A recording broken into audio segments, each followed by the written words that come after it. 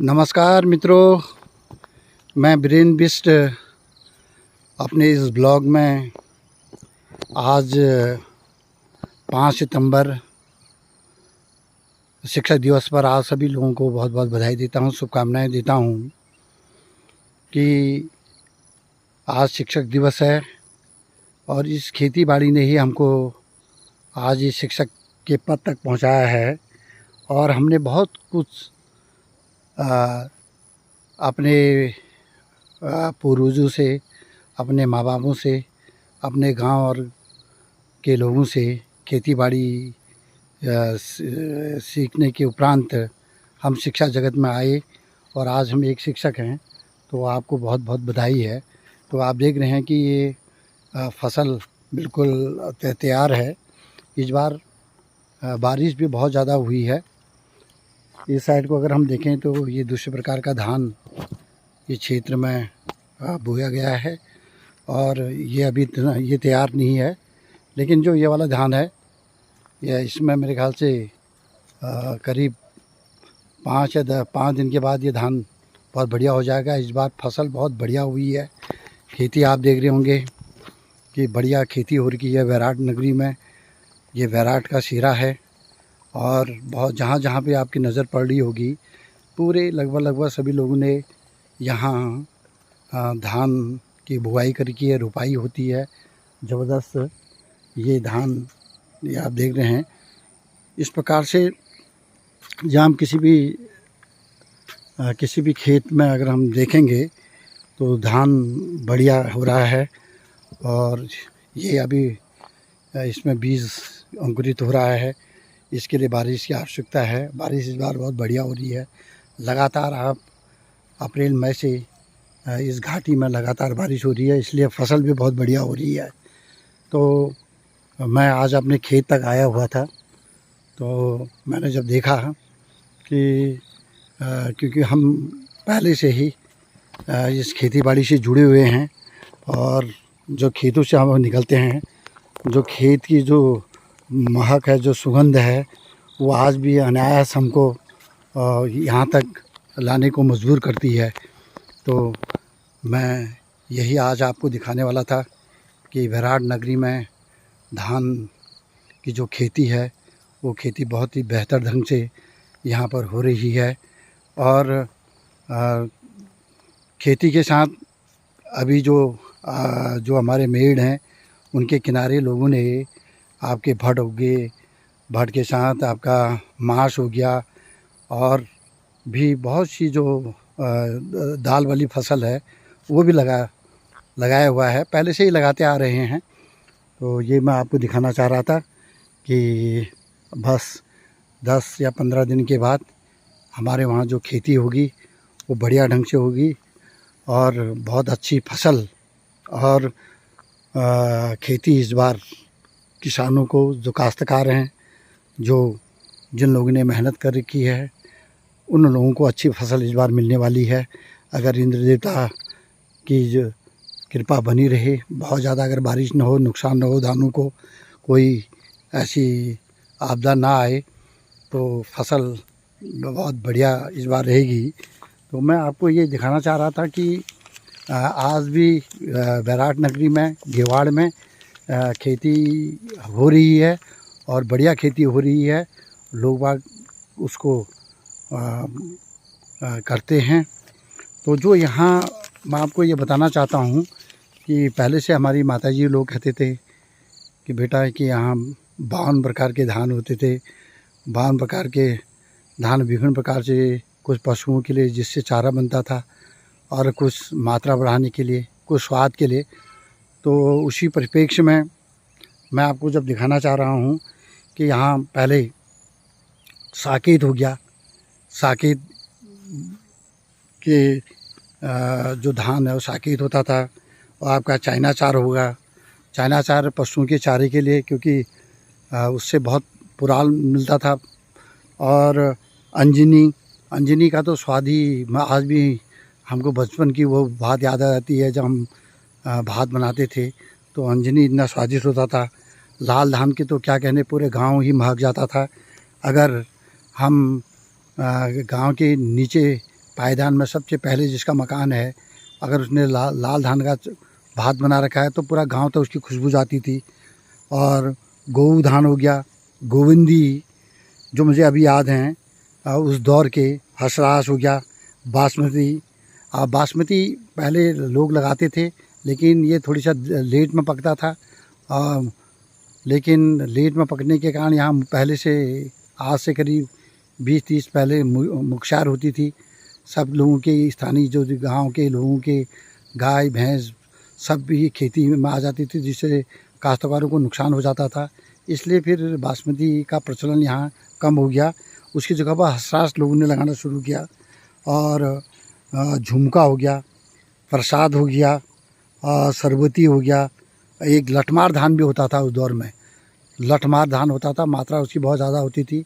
बहुत उसके जो दाने थे बड़े देर में निकलते थे। और लठमार के साथ सीताराम धान की भी मुझे याद है। और भी बहुत प्रकार के धान यहाँ पर होते थे, और जो खाने में बहुत स्वादिष्ट होते थे। और क्योंकि तब हमारे जो पूर्वज थे, वो पूर्वज लोग केवल खेतों में गोबर हो गया और अन्य जो खाद होती थी उसी को डालते थे। लेकिन बाद में केमिकल का ज़माना आ गया, उसने थोड़ी सा खेती बाड़ी को जैविक से अजैविक बनाने में आगे बढ़ाया, और जिससे मात्रा तो बहुत ज़्यादा बढ़ी। मात्रा जहाँ पहले से किसी खेत में 1 बोरा धान होता था, लेकिन आज उसकी जगह पर 5 बोरा धान हो रहा है।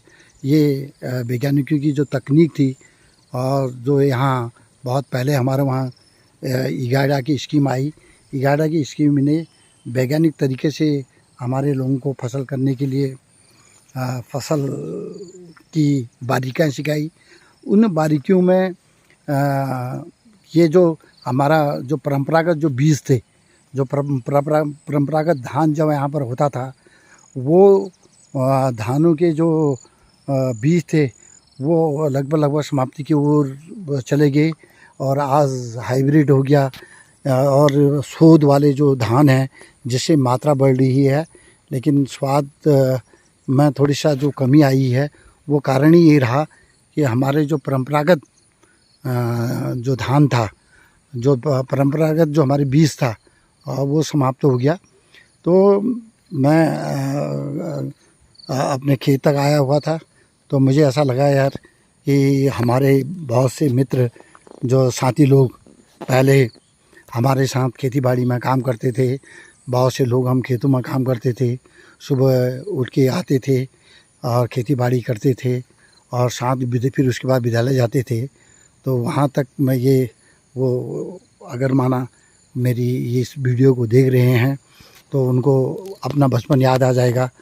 और जो उनने खेती बाड़ी की है, और जो उनने धान और रुपाई तमाम चीज़ें जो उनने की हुई हैं, वो दृश्य उनके पटल पर आ जाएगा।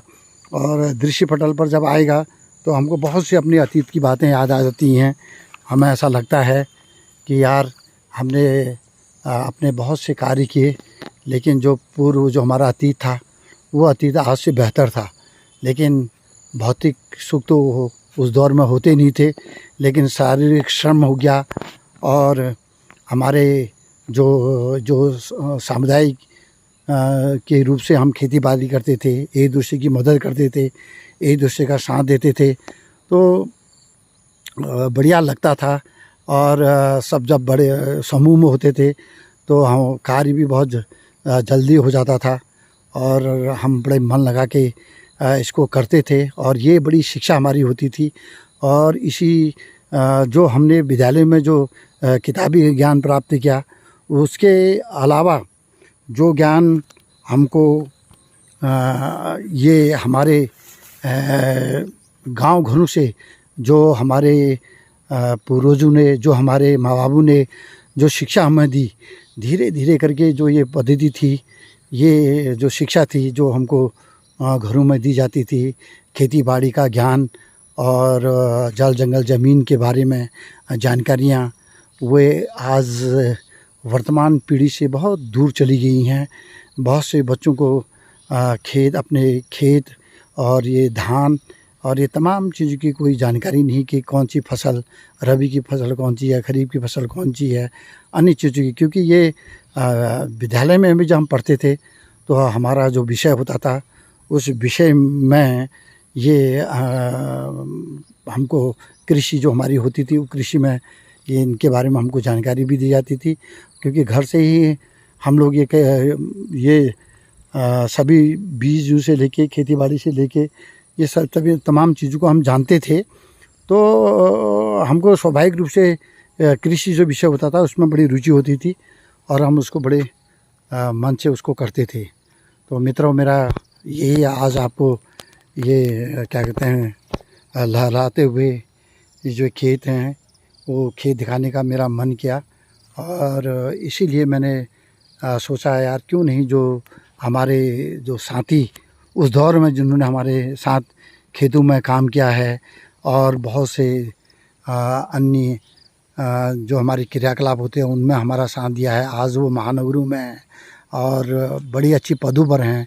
और उनको ये जो अपनी मातृभूमि है वो भूमि की सदैव याद आती रहती है।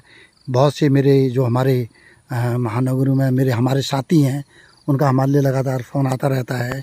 अपने गांव, अपने क्षेत्र और अपने जो साथी उस दौर में पढ़ते थे उनके बारे में वे बोलते, मतलब उनके बारे में पूछते रहते हैं कि क्या क्या हो रहा है, कैसी स्थितियां हो रही हैं गांव और में क्या क्या हो रहा है। क्योंकि जब स्वाभाविक रूप से आदमी एक उम्र तक नौकरी करता है उसके बाद उसको अपनी मातृभूमि की याद ज़रूर आती है। तो मित्रों, अगर ईश्वर ने सब बढ़िया किया तो इस बार गेवाड़ घाटी में धान की खेती लहलाएगी और बढ़िया होगा। लोग अपने परंपरागत खेती बाड़ी में आगे आएंगे। तो मैं सभी लोगों का जहाँ तक ये मेरी ये वीडियो जारी है, मैं सबका बहुत बहुत धन्यवाद करता हूँ और आप सभी लोगों को याद करता हूँ। ये हमारे किसान हैं, हमारे भतीजे श्री खीम सिंह जी खेती बाड़ी में लगे हैं, कृपाल दा हैं, हमारे नंदा हैं। ये सब खेती के ऐसे वो थे, शिल्पी थे कि जिन्होंने खेती बाड़ी को बहुत आगे बढ़ाया और आज भी लगे हैं। तो इन्हीं बातों के साथ अगले ब्लॉग में मिलते हैं। बहुत बहुत धन्यवाद। जय भारत, जय उत्तराखंड।